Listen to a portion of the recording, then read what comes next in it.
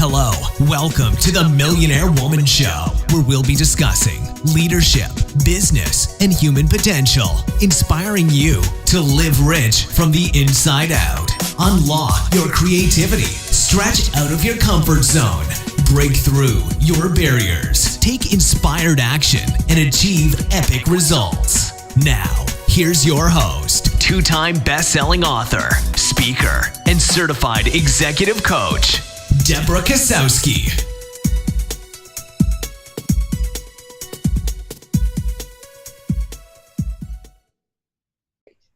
Hello, everyone, and welcome to the Millionaire Woman Show, where we talk about subject matters of leadership, business, and human potential, that being your life. I'm your host, Deborah Kasowski, and I have a very special guest, a dear friend of mine, who I want to share with you and the world. My friend Kelly Falardeau is a burn victim, and she, since 2 years old, and 75% of her body was burned, and constantly struggled with self-worth and confidence. She found her way to go from a near-death experience to success, from ugly scar face to top 10 most powerful and influential speaker, Fairest Woman of the Year, an international best-selling author 5 times, recipient of the Queen Elizabeth II Diamond Jubilee Medal, and YWCA Woman of Distinction. She has also traveled to Africa to help burn victims recover from tragic injuries. And recently, the documentary about her life story, Still Beautiful, launched on national TV. You have to ask yourself how. How did a burn victim who constantly struggled with rejection, staring, teasing, burst through all the negativity in her life to succeed? You have to hear her speak, read her books, and or watch Still Beautiful documentary to learn the stories of how she did it. And I am so grateful to have you here, my friend. We were commenting before we came on the video how we live like 25, 30 minutes away, and we have not had a chance to connect in a little while. And I'm so grateful to have you on the show, because now I got you. I know. You. I know. I'm happy that I get this time with you too, because it's crazy that we live so close and yet it feels so far away at times. Yes, and I'm just grateful to actually, with this technology, to actually be able to see you, which always gives me a better connection. Exactly. But I want to get off by starting how we met several years ago. We were at an eWomen Network conference. It was a one-day event, and I watched your career explode from that time. Did you ever have any doubts or fears come up along the way? And I have to share with everyone, because I think one of my biggest connections to you, Kelly, is the Black Eyed Peas, I Got a Feeling song. How that to me bonds me with you. So I would love for you to share with everyone a little bit about that journey. Well, it's funny because you and I both have, a mutual friend, Charmaine Hammond. And I owe all of this to her, because her and I met at an event, at a different women's event. And she said to me, Kel, you need to be a speaker. And I was like, why? I'm a burn survivor, so what? Why does that make me special? And she goes, no, Kelly, people are going to be inspired by your story. You need to sell that other business you have, and you need to be a speaker. And I was like, yeah, you're full of it, right? Like, because at that point, me and my husband at the time, because he's not my husband anymore, but at that time, we were going through some really, really rough times. Like, we were really close to bankruptcy. He had lost his job. He then had to be self-employed. He told me to step up to the plate. And, because I was a stay-at-home mom at that time. And he was like, okay, it's time for you to step up to the plate. We had like twins. And I was like, there was no sense in me going to work, because it was going to cost more money for babysitting than it was for the amount of money I was going to make. And because he got laid off, he said, okay, it's time for you to step up to the plate. And I'm like, okay, watch me. And like within 2 days, I had a job. Plus, I had my scrapbooking business. And that was when I met Charmaine Hammond. And at that point, I was in one of my lowest points of like, how could I be worthy? I'm not successful. I wasn't making any money. I was in a dead-end toxic marriage that I hated. And, all this crap was going on in my life. And so when, when Charmaine says to me, Kel, you need to be a speaker, people will be inspired by your story, all I could see was all this toxic, negative stuff that was going on in my life. So I didn't see me as having any value as being a speaker. So what Charmaine did, though, is she didn't allow me to step out of that. What she did is she lined up for me to be a speaker at the event that you and I met at. Yeah. And how she made it even more comfortable for me was that she said, look, let's do an Ellen show. I'll be Ellen, you'll be the guest. And that's how we started. And so I didn't have to just get up and do a speech. She led me through it. And it was just a beautiful experience because that was how I met you. And that was when all these people would come up to me and they would say, you need to be a speaker. And I was like, oh my gosh. And I still remember that very first day because I was speaking and people were crying. And literally I was looking around the stage and I was going like this and I'm thinking, why are they crying? And I'm thinking to my head, they're crying because of your story. And I'm like, okay. So then Charmaine asked me another question and I'd start talking again. And all of a sudden, all these people were laughing. And then I'm looking again around the stage, right? And I'm thinking, why are they laughing? And she goes, and I'm saying to myself, they're laughing at your story. It's a funny story. And then, at the end, we played that song, Black Eyed Peas, I Got a Feeling, because that was when it first came out. And everybody got up on their chairs and we were dancing. And it was like, oh my gosh, this is incredible. And when I went home that night, I said to my husband, I said, I'm going to be a speaker. And he said, how are you going to do that? And I said, I don't know, but it's going to happen. And then that night he said to me, he said, I don't understand. What makes you think you're going to be a speaker? Like, who's going to listen to you? You're not successful. Like, and in his defense, he wasn't trying to be a jerk. He was just basically saying, I don't get it. Because he didn't see my scars anymore. So he didn't see that as being a tragedy, right? He didn't see me like Anthony Robbins, that is big and successful and making major amounts of money. He didn't see any of that. And so he just saw that we had a ton of bills. We were about to go bankrupt. We had all this massive toxic energy in our lives. And how could I inspire somebody? So then what happened is I signed up for Cheryl Cran's course on how to be a keynote speaker and took that 2-day course. And then away I went from there. And I just believed that there had to be something else for me. It couldn't just be that I would be, in a dead-end job, in a toxic marriage and all that stuff. There had to be something more for me. And it was up to me to take that initiative to make it happen. And, I think from that day, because I still vividly remember that the energy in the room and like the reactions that you were talking about, the crying, the laughing. But I think what really stands out, Kelly, is because you genuinely are like, what the heck is going on, right? But also having the glimpses of what was possible, right? And when we have people around us doubting what possibilities are, I think it's because they haven't seen the possibilities for themselves, those glimpses to say, here's life's coming attractions. Yeah, very true. Like a lot of times we get so caught up in the whole negative energy that is going on around us that all we can see is the doom and gloom. And that was him. He didn't get any sort of little glimpse of hope that could say, hey, we can change our life around and it can be full of possibilities. And that was the whole thing, that Charmaine gave me that hope. And she gave me something that helped me see that I could change my life if I wanted to. Mm-hmm. And it was up to me to take that step forward.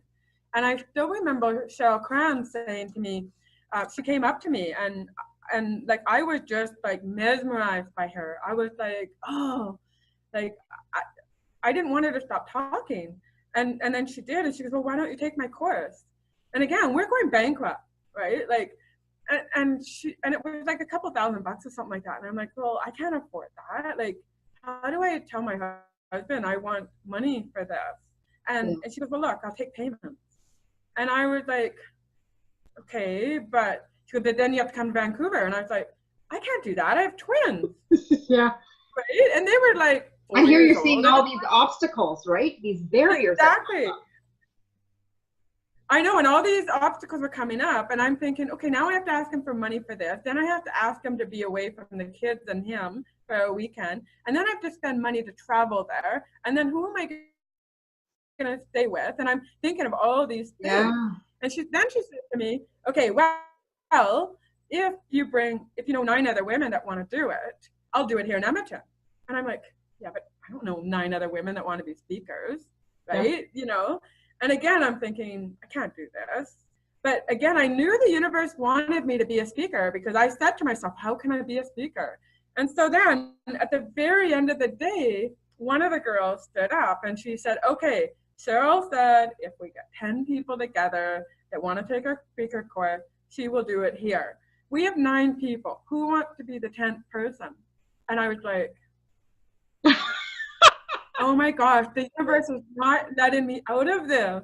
I have to do this. Yeah. And so I put up my hand and I said, okay, I'll be the 10th person.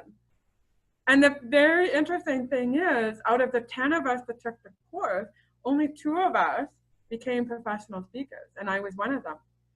And so I knew that the universe was pointing me in that direction, and it didn't matter how, I was going to have to come up with that money because I knew that this was the direction I was supposed to go in.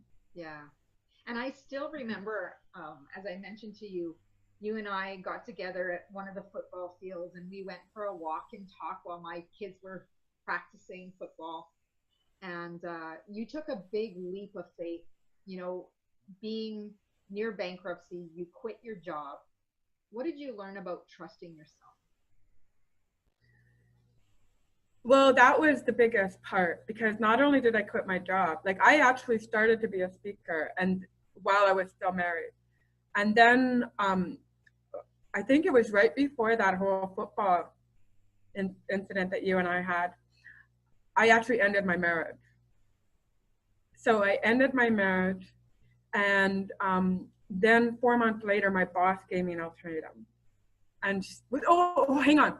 I sold my business because remember Char said you need to sell that business. So I did. I put it up on Kijiji. I gave my ex-husband like his half of the money and I went and I moved in with my aunt and uncle.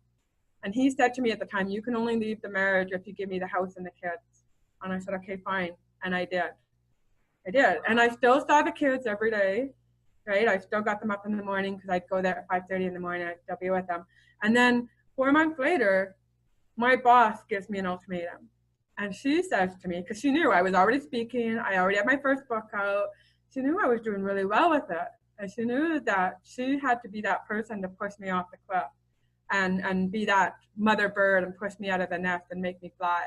And she says to me, Kel, sometimes someone else has to make the decision for you, right? Because she was asking me, you're not liking your job here and you're not doing very well. What else can you, like, go be a speaker is what she's saying. I said, she goes, are you going to be excited to come to work on Monday? Are you going to be relieved if you don't have to come to work on Monday? And I was like, oh, I was like, damn it. Like I just ended my marriage 4 months earlier. And now she was making me quit my job. And I was like, I just need to pay off some more bills. I promise I will quit. Like this, the bargain I was having with my God is like, I'll quit when I pay my bills. And I remember reading a businesswoman's magazine. And in this magazine, all like the pages, I'm flipping the pages and they're saying, follow your passion full time, follow your passion full time. And I'm like, but I just lost my marriage. I don't have any money coming in and blah, blah, blah. And I'm going this turmoil. And then I opened up the middle and it says, why do you not trust that God will provide you everything you need? And I was like, oh my God. And I slammed it shut and I was so mad. And then again, that question came up to me and it said, are you going to be excited to go to work on Monday or relieved if you don't have to? And I thought, what if I put 40 hours a week into marketing myself as a speaker instead of 40 hours a week in a job that I hate? And that was when I decided I had to trust myself that if I needed money, I could talk to my sister, I could talk to my mom, my aunt and uncle were giving me basically a free place to live. And I just trusted that I had to do it. Yeah.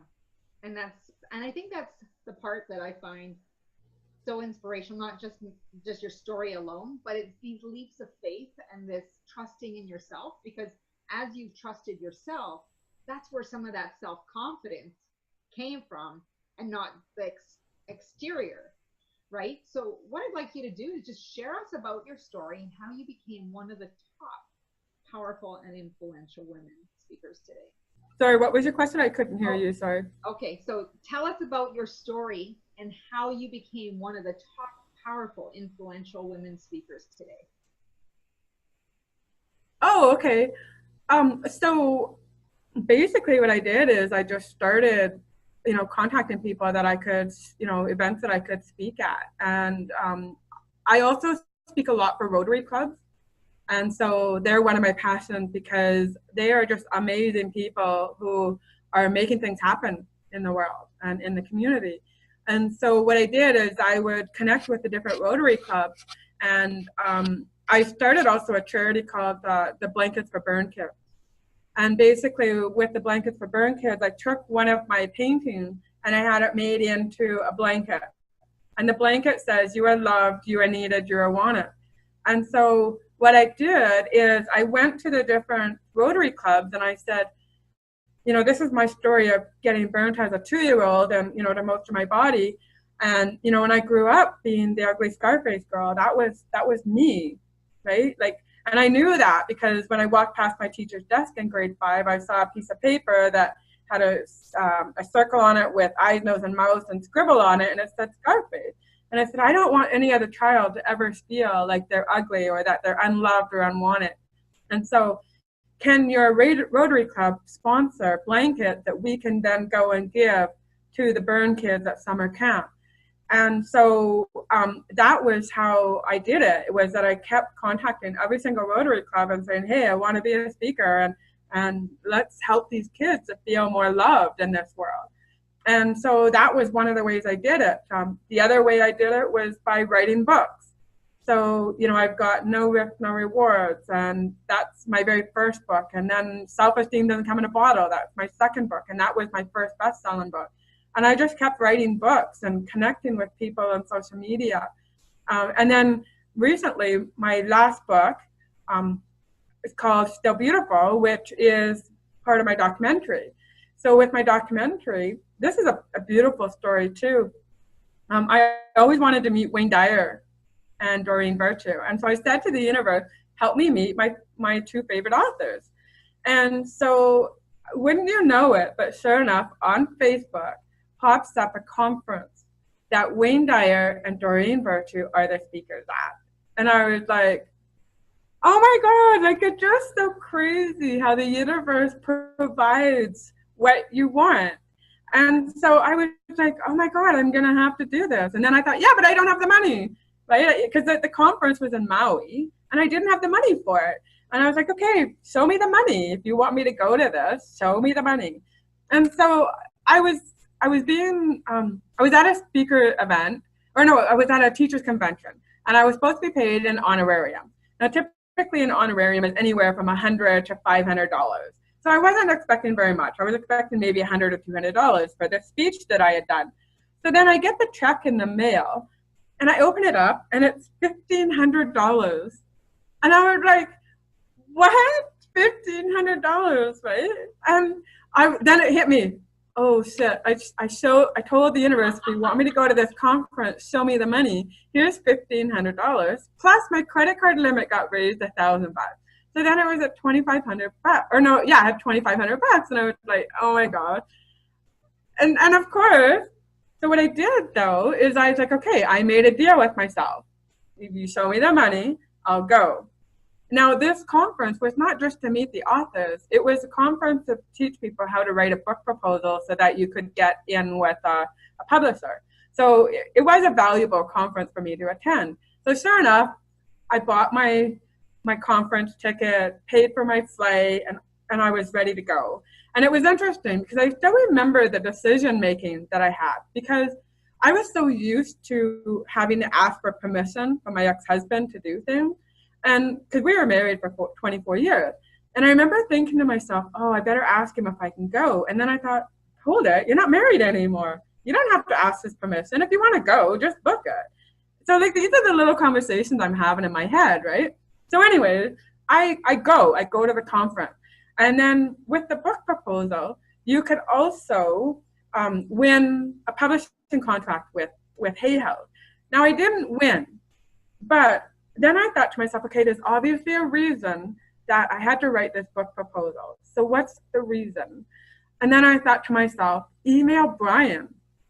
Now Brian is he is a producer at Accessible Media Incorporated. They are a broadcaster here in Canada, and they focus on people with disabilities.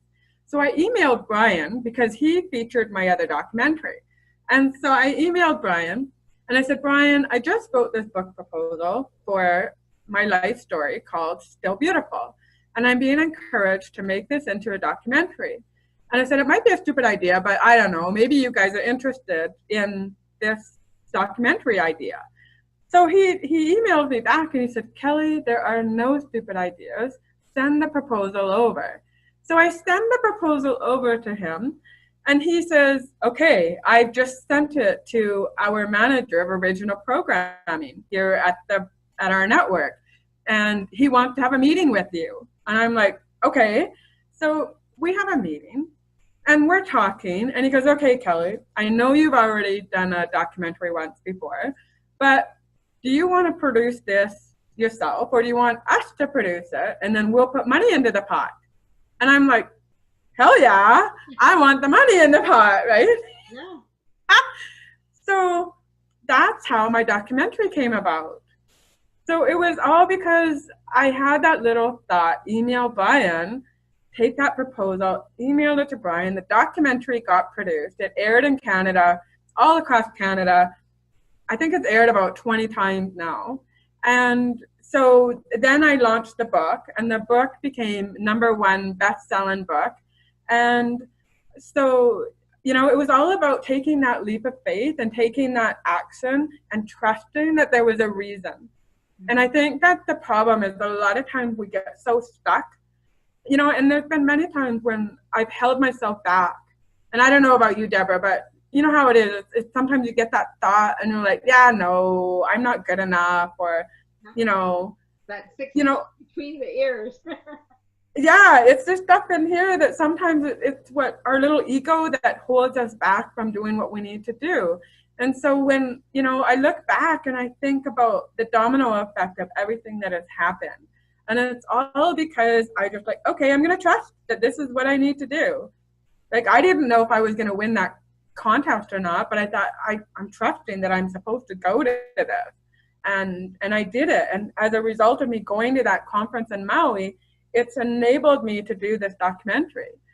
And now the beautiful thing about the documentary is we're trying to raise $500,000 so that we can now get it into the theaters in the 5 different English countries. And again, I don't even know where that's going to take me, but I know it's going to happen just because I've learned to trust that if there's something I want and if I'm in alignment, right? And that's the key thing. When you're doing stuff that you're in alignment with, it works, right? And I mean, like even Goalcast, they did that video on my story just before Christmas. On the Goalcast, absolutely. I know, and they're like 7.3 million views and something like 80,000 people have shared it. And I'm like, oh my gosh, this is like incredible, right? So what was your secret to, I guess we would say that's like manifesting? Did you just say it once and never thought about it again? Or did you write it out every day? When you said, show me the money and all these pieces, what was your process for getting there and trusting and releasing and allowing?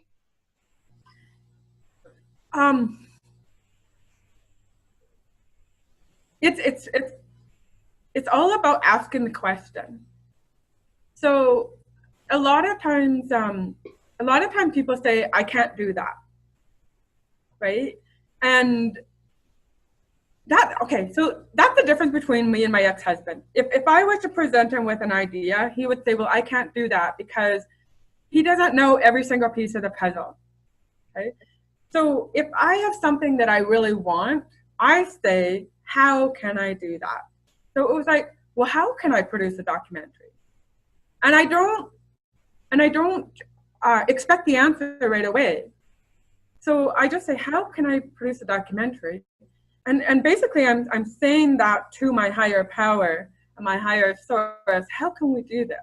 And then my brain is thinking, okay, well, how can we do that? Because if you say I can't do that, your brain says, you're right, can't do it, done, doesn't even think about it anymore. And you basically shut off the communication line to your brain and to your heart and to your subconscious.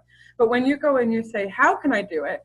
Your subconscious and your soul, or whatever you want to call it, says, okay, that's interesting. How can we do that?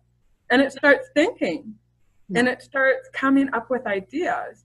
And so it's all about just trusting that it's going to happen.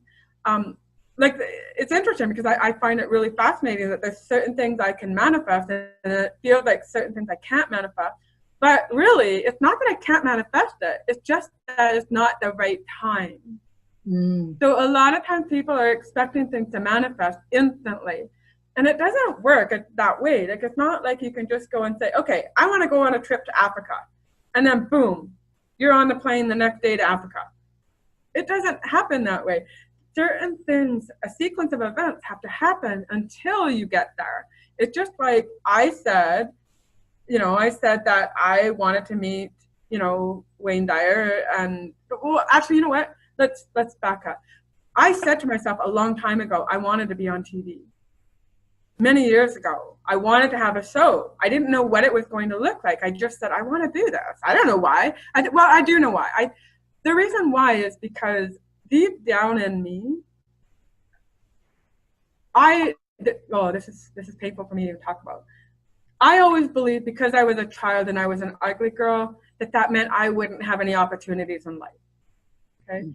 I always believed that all the opportunities happen to the beautiful girls, not the ugly girls.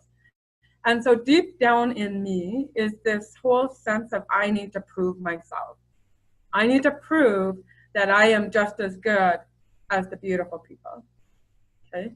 And so my thing was, I want to be on TV, was my deep soul trying to prove that I didn't have to be super gorgeous in order to be on TV. Okay. And so that's something that I dealt with. So anyways, I had to write that book, right? Or that book proposal, in order to have a reason to call Brian. And then the sequence of events happened like that. I had to, go to Maui. I had all these things that had to happen in order to make this whole documentary happen. So too many times we want that instant gratification, and we don't want to enjoy the journey. And so it's funny when I look back at it and I'm thinking, oh my gosh, that is hilarious. That is so hilarious that, I said to myself, I want to meet Doreen and Wayne. And then all of a sudden it pops up on Facebook. And then it's like, I shake my head, because it's like, I know I said that, but I didn't really mean for it to happen. So you're thinking that, oh yeah, the microphones and everything on my phone let Facebook know this. How they say that, be careful with the privacy settings, because all of a sudden, whatever you search for on the internet, or you say, even though you might not have looked at it on your phone, shows up in your feed. Yeah, I know, exactly. And see, and that's the thing, like, we get signs all the time. And it's all about whether people are going to pay attention to them or not. Like, when I got that check for $1,500, okay, so here's the thing. People, like, the universe isn't going to send you an email and say, look, here's how I'm going to make that happen for you.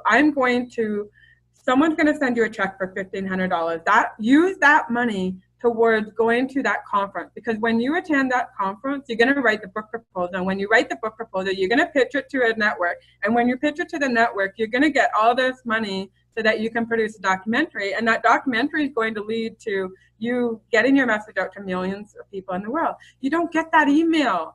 So the thing is, a lot of people, if they would have got that $1,500 check, they would have said, Yahoo, good, I can pay my bills.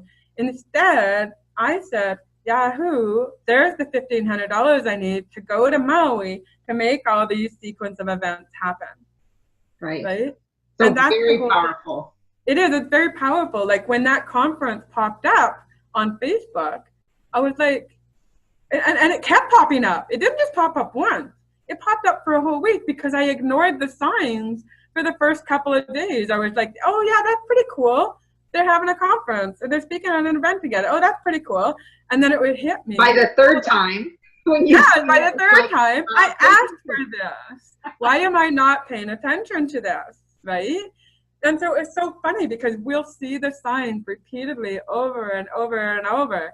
And it's up to us to take action towards it. And so, yeah. It's an amazing journey. I've loved watching you. So now looking back, what would you tell your 16-year-old self? I would tell my 16-year-old self that, because, you know, it's interesting you bring up the age 16, because at 16, that was when I was praying to God to take my life. And I would say, dear God, please don't make me wake up in the morning. But if I have to, can I at least be scarless? So I can be pretty like all the other girls. Thank you, amen. And of course, I'd wake up every morning and I'd look in the mirror and the scars would still be there. And I hated what I looked like. It was, and my scars have really faded since I was 16. Like when I was 16, my scars were quite a lot more prominent. And one time I went, I wanted to go to this party. And I asked my mom to do my makeup. And my mom put all this makeup on me. And she said, Cal, I'm sorry, this is the best I could do. She said, I hope you're okay. And I'm like, Mom, I know you did the best that you could do. Don't worry about it, right? And I go to this party and you know, there was nobody there that was impressed by me or that I was impressed by, and nobody told me I was beautiful and everything. And I felt horrible, right? And it was like, why am I doing this to impress somebody? I have scars. That's me. You either love me the way I am or you don't get me. Simple as that. And so I guess what I would say to my 16-year-old self is that life has a purpose. And we all have a reason to be in this life and to relax and to keep fighting. Like, and when I was 16, that's when I was going through a really troublesome time with my stepdad. Like my stepdad, he was a real asshole to me. Like I won an award. I won, I think I was about 13 or 14. I won an award in 4-H and I won the most improved first year member. And when I got home and I showed him my big silver platter I won, he said to me, you didn't deserve to win that. And I was like, oh, really? Well, if I didn't, who did? And he said, I don't know, but it wasn't you.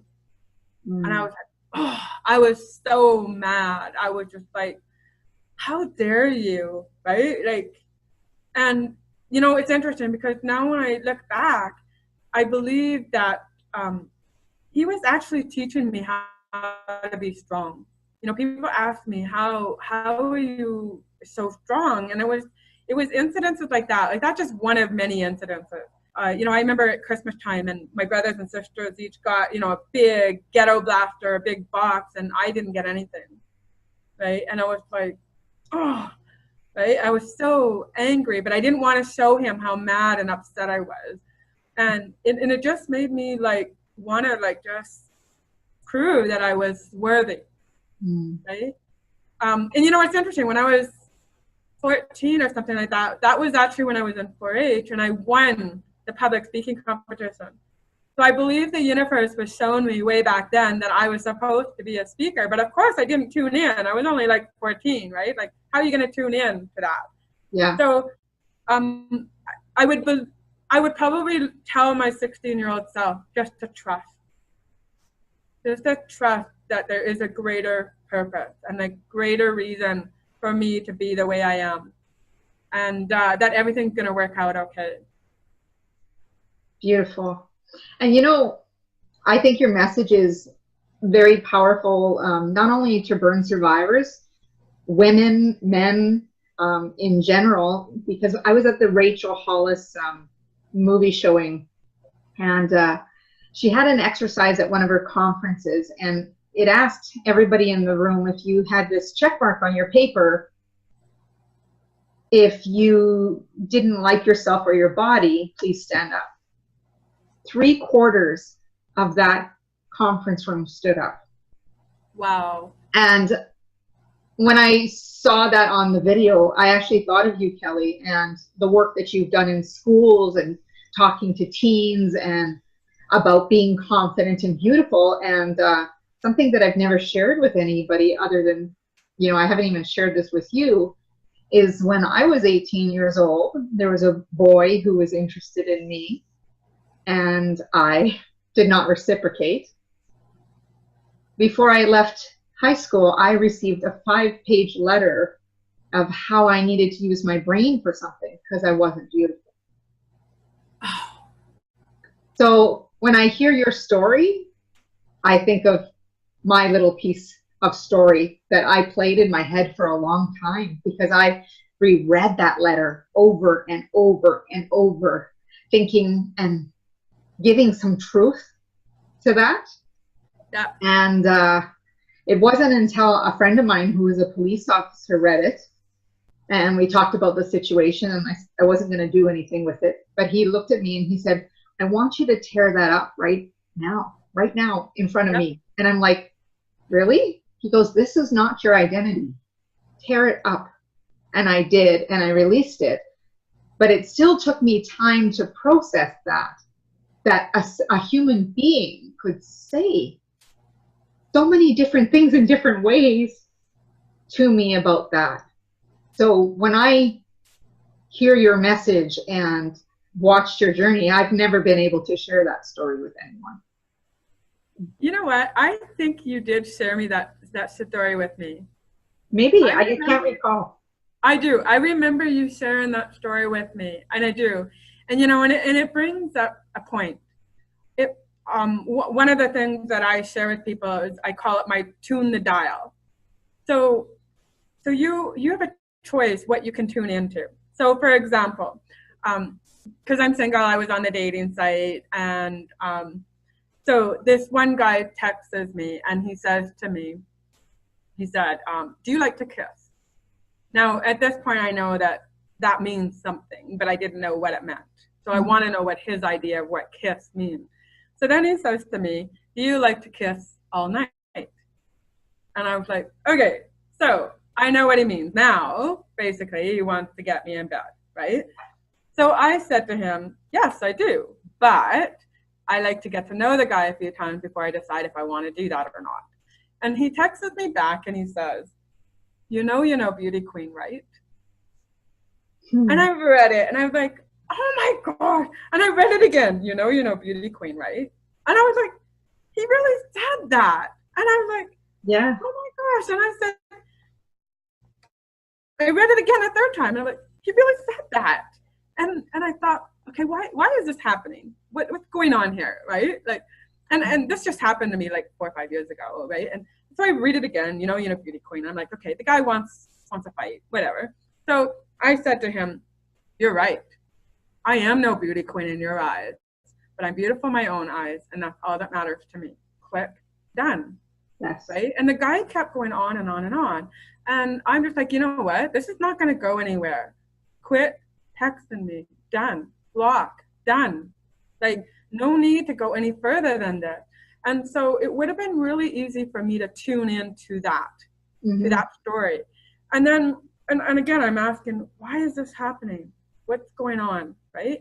And then I got a text message shortly after that. And the text message said, and it's from a guy that I really like. And it says, has anybody told you today how special you are? And I was like, aww.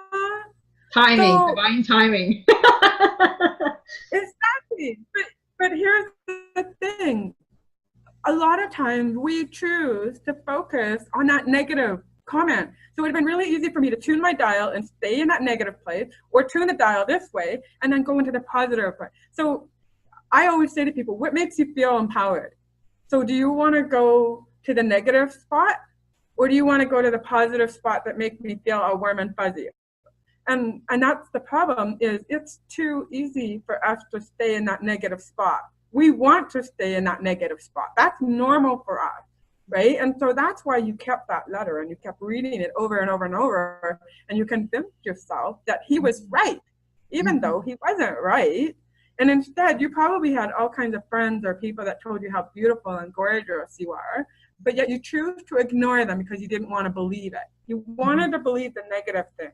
And that's why I'm glad that he made you burn that letter and rip it up and get rid of it, because there's no more energy associated to it. And you're able to now say, hey, he doesn't count in my world. Why am I focusing on something that doesn't count in my world? It's just like my ex, he told me before I left him, he knew that I was interested in leaving. And he says to me, and he was really drunk, okay? And he said, he says, I often think about if you and I were separated. You would be a single mom with 3 kids, with the scars on your body. Who would want you? Ouch. And I was like, oh. I was like, oh, so now you're my hero. And that's the only reason you're with me, is because no other man's going to want me. And I had to make that decision. I had to say, okay, and this was like 8 years ago, right? So this was before I left him. And I thought, okay, you have a choice. Okay, you can stay in this toxic marriage if you want, okay, with a man that you don't love, if you want. That is one option. And never have that possibility of ever meeting someone that's going to love and adore you and, and treat you in amazing ways. Or you can choose to get out of this marriage, and in this marriage, or get out of it, and you have a choice to be single, and with the possibility that some man's going to fall in love with you and love and adore you, or the possibility of being single forever. Those are your choices. And I chose to leave, even though there's a possibility that I might not ever be, in love with that man, because I believe that I deserve to be happy. And I wasn't happy in that toxic marriage. So I believe that more women have to make that decision. And even men too. Like they're, on the dating sites where there's people that are just, they're married and they're not having happy marriages. And I'll tell them, well, that's your choice. Either you can stay in that, or you can choose to end it and go find the woman of your dreams. So it's up to you to make that choice. And it is all about choice. What is one of the most powerful messages, because I know you've had some of these students text you, share stories with you. What is one of the most powerful experiences you've had from sharing your stories at the schools? Oh my God. This brings up a young boy named Aaron. So I spoke at this school a couple of years ago, and I allow the teenagers to text me their questions. And the reason I do that is because kids don't want to stand up in front of a school of 700 kids in order to ask a question, because they're so scared of what everybody else is going to think about them. And so they don't want to put themselves out there. So anyways, I had to do a breakout session with about 30 kids. And this one kid, he stood up and he said, I get teased a lot because I have ADHD. And, so I get teased and I get bullied a lot because of that. And I was like, okay, and so we talked about that. So then I go and I do my speech in front of the whole school. And at the end of my speech, I always give away one of my blankets to one of the kids. And so anyways, I'm getting all these questions and I'm texting them, or people are texting me, and then I answer some of the questions while I'm speaking. And one of the reasons I love to do that is because then I know what direction my speech is going to go in, right? Because they want to know these things, right? They want to know if I have kids. They want to know what, all these funny things, right? And then they do ask some deep and personal questions. So anyway, as I was leaving the stage, I look at my phone and I get this text message from one of the girls, or maybe it was a boy, I don't know. And it said, "Can you please tell Aaron that we are sorry for picking on him at lunchtime today?" And I was like, oh Breakthrough. Breakthrough. Isn't that incredible? And so I went and I'm looking in the gym and I'm trying to find Aaron. And I'm like, Aaron, I said, look at this text message. And he read it. And he started to, the tears are welling up. And I said, you know what? I don't think they're going to tease you anymore. And I gave him a big hug. And it was like, how fascinating was that I was able to help facilitate that these kids wanted to apologize to him, but they didn't know how to do it. So it was beautiful. It was just like, oh, and I showed it to the teacher and I showed it to the principal. And by the way, I did change Aaron's name. That's not Aaron's real name. But yeah, it was just beautiful that I was able to help facilitate that. Beautiful. And I know I didn't ask you if there was any questions off the table, so you can turn me down here right away. But I am curious about how your kids have embraced you becoming the speaker, following your passion. And, obviously there was transition for them as well. How have they embraced this? Or not embraced, I should say. My kids? How have my kids embraced it? Yeah.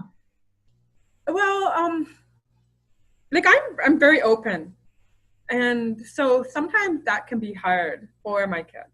So I know in the beginning I would talk a lot about my daughter and stuff like that. And she kind of made some comments about it. And so then I decided that I wasn't going to talk about her like publicly on Facebook, because I believe that her privacy is very important also. Here's what I think my kids love about what I do. They see me as a single mom. They see me struggle at times. They see me, they see that I don't have a man to support me, right? Yeah, I get a small amount of money for child support, but they see that when I have a dream, I go for it. My daughter got to go with me to Africa. It only happened because I became a speaker. And because I know that it's my passion to help other people love who they are. And we were called to go to Africa to help the burn survivors who had got burnt in a gas explosion. And so my daughter, who was only 14 at the time, got to come with me. It was a beautiful experience. It was not something that she ever would have got to do otherwise. And so they've seen me get opportunities for them that never would have happened otherwise. Like even for the documentary, for example, we did the Jump for Camp Kids. So we did a skydiving event where each person had to raise $1,000 and they got to skydive with us for free. And then that money went towards buying the blankets, and we gave them to the disadvantaged kids at Camp Kiwanis in Bright Creek. So the kids got to experience that. So it was filmed for my documentary, but they got to experience going skydiving.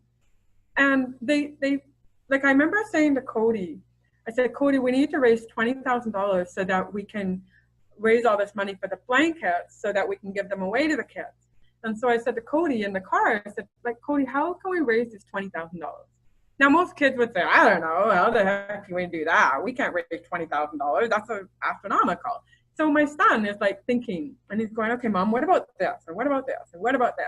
And I'm like, Cody, gosh, I love your thinking. Like, this is amazing that you're thinking this way. And he looks at me and he says, Mom, you raised me. And I was like, like, how amazing is that? And then this was about 4 or 5 months ago. And I don't know about you, Deborah, but I'm sure you can relate to these feelings where there's many times we feel like we're being a bad mom. And there's times when we have to spend a lot of time away from home as a speaker, or, doing our projects. And like, when you're a speaker, you're there when they need you, whether it's during the day or evenings, the weekends, or it's out of town or whatever, right? And so I was going through this time before Christmas where I was feeling like a really bad mom. I was just like I was gone for like 2 weeks out of the month of October, and my son really needed me, and I was able to help him, but still I was really feeling like bad mom. So anyways, I'm driving him to school, and he says to me, Mom, you know, a lot of times my friends talk about their moms, and they complain about their moms. And he said, you know, he says, I tell them I can't relate to them. He says, I'm proud of my mom. I love my mom. And I'm like, aw, right? Those moments you hang on to. Yeah, it's those moments that when I'm feeling like a bad mom, I think of those moments where, you know, my kids are not thinking that I'm a bad mom. They're seeing me work my butt off. They're seeing me say, I want to do this, and then this happens. And you know, they saw that I wanted to do the documentary, and they hear about my dreams, and then they come to life. And so what's happening is that they're learning to trust that we can make things happen. And they're seeing that the world is full of possibilities, not full of doom and gloom. And it's our choice to make things happen. And so even like, you know, I was telling them for, you know, a couple of months now about TEDx in Edmonton, and, you know, how I had put my name forward, and then they sent me the short list and said, okay, you've been shortlisted, send us now a pitch video. And, you know, all week I've been waiting to see if I got accepted or not. And then Monday I got the email that said, okay, we want you on our stage. And I'm like, yes! And, you know, it was just like, cool, right? And so again, it's like my kids are seeing that if I want something, I make it happen. Yeah, absolutely. And thank you. You shared so many things about from attracting to shifting your mindset to all of these things about, and it all comes down to choice. And also, I know your blankets have gone many places around the world. I know I was on vacation in BC a couple of years ago, and in this little kiosk thing, there was this shelving, and I'm like, oh, that's Kelly's blankets. Oh, she's with me on vacation. Look at that. So it was very cool to see your message and your mission being spread, because so many people need to be wrapped around feeling loved and needed. And I love that you give the blankets to the school. It wasn't until the blanket and watching, I think it was you and Carrie, a mutual friend of ours, had a paint night together of your own, when I realized that you were an artist. And and then next thing I knew was the painting turned into the blankets, and now you are showcasing beautiful artwork. I know you just had a big launch. I don't know if it was last night or more coming up.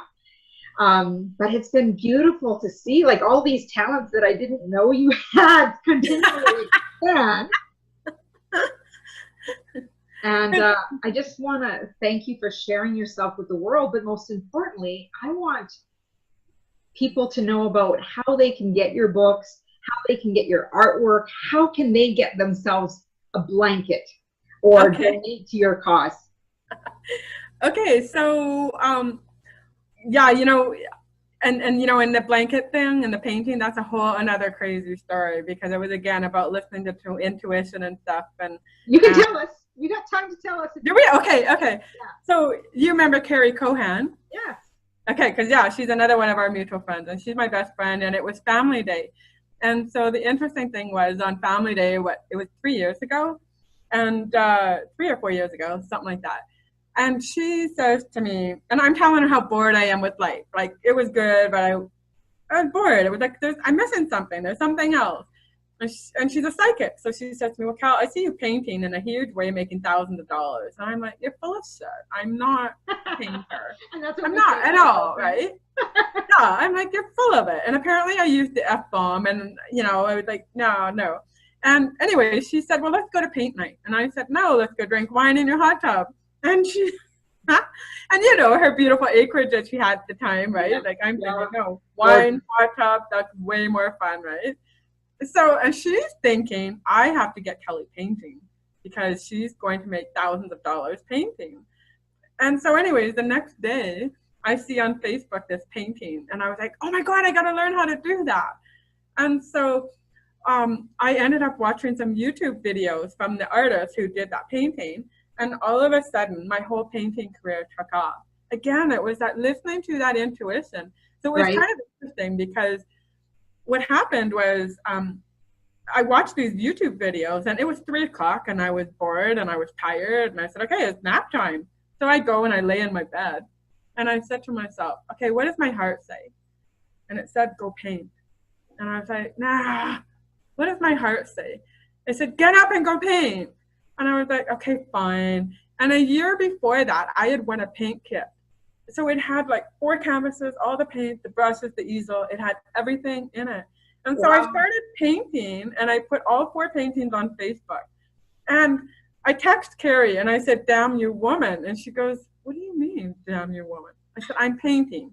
And she goes, what do you mean painting? You just got a new house. Like, why are you painting? Because she thinks I'm painting the walls. I said, go on Facebook. So I put up my paintings, and people were buying my paintings. And this one lady, she emailed me, and she said, can I buy your painting? And I'm like, sure. And she goes, well, how much? And I said, I don't know. I've only been painting one day. And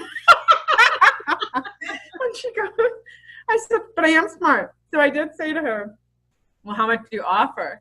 And she goes, well, I'll pay you $150. And I'm like, sold.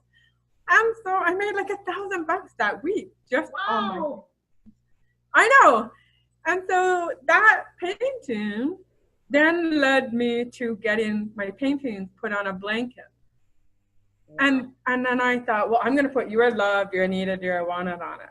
And so I did. And then when I took that blanket, and that is how everything else started too.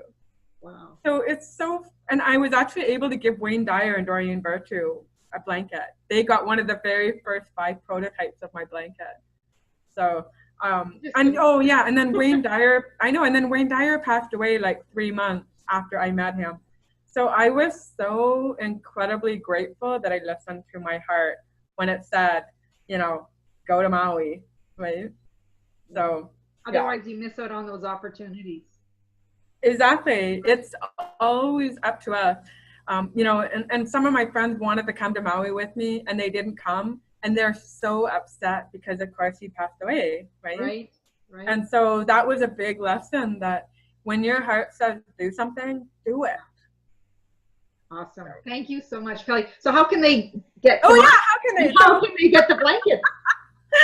Okay, so for the blankets, you can go to blanketsforburunkids.com, and that's the website that I have for if people want to sponsor a blanket or if they want to buy blankets for themselves. And then you can also go to my website. I have 2, so kellywoodhouse.com, because eventually I think I'm going to go back to my maiden name. It's so much easier to spell and remember and all that stuff. And or you can go to kellyfalardeau.com. But yeah, so that's where you can go, and you can see all about my speaking and my books, and you can also search on Amazon. See the documentary. Is it going to okay, well, the documentary. Well, if you're in Canada, you can see it at the AMI website. But if you go to my website, you can see the trailer for the documentary. So there's a 90-second video that's on it. But right now, what we're trying to do is we're trying to raise $500,000 so that we can get it into the theaters in Canada, the States, the UK, Australia, and New Zealand. So we're looking for an investor or a sponsor that wants to get involved and help us take it to those levels. So, but the other thing we're thinking about is possibly doing like some watch parties so that people can watch the documentary that way. Cool. Well, I'm hoping that someone out there listening through our podcast today would consider being one of those investors and reach out to Kelly. Kelly, how would they can contact you on your website? Yeah, absolutely. Definitely on my website. Go to kellywoodhouse.com, and you can email me there.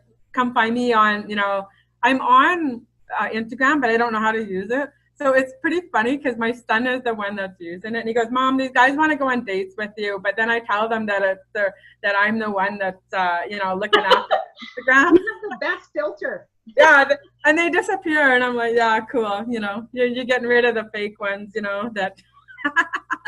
But anyways, but yeah, they can come find me on Facebook. That's where I'm most active. Awesome. Thank you so much, Kelly, for spending this time with me. I'm forever grateful, and I know we need to have our lunch date very soon because it's way, way overdue. You are very welcome. Thank you. Any final words that you'd like to leave with our audience today? Well, one of my very favorite quotes is one that I came up with, and it talks all about today. And it's all about dreams are meant to be found, not tucked away in dreamland. Beautiful. That is a powerful message for everyone. Everyone else, I want to thank you for joining me on the Millionaire Woman Show along with our guest, Kelly Falardeau. It has been such a treasure, and I always enjoy the time I spend with you. And you can also go over to my website at www.deborahkozowski.com, where we'll have the transcript and everything included as well. Sign up for our Success Secrets newsletter, and you will not miss a single beat. And also go over to iTunes, Spotify, wherever you're listening to this podcast. Give us a 5-star high five. Give us a review. We'd love to hear from you. And send us some feedback of what you liked from our show with Kelly and I. We would love to hear the nuggets that stood out for you the most, or comment below when you hear you on the YouTube. And as Muhammad Gandhi said, be the change you wish to see in the world. And as Kelly emphasized, it's a choice. All right, my wish from you, and on behalf of Kelly and myself, go out and have a great day. Thanks, everyone.